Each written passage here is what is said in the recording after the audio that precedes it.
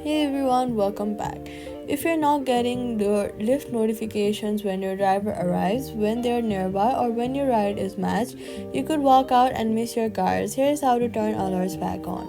First, go to iPhone settings and scroll down until you see Lyft in the app list and then tap it. Then tap notifications. Make sure allow notification is switched on and the alert style is set to banners or alerts, not none. After fixing that, open the Lyft app and tap your profile picture at the top left and then tap settings.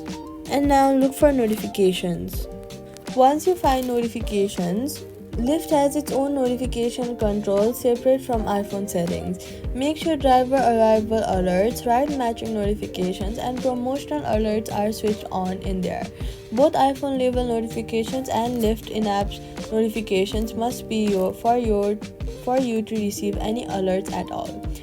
After enabling both, sign out of Lyft and sign back in to refresh the notification connection.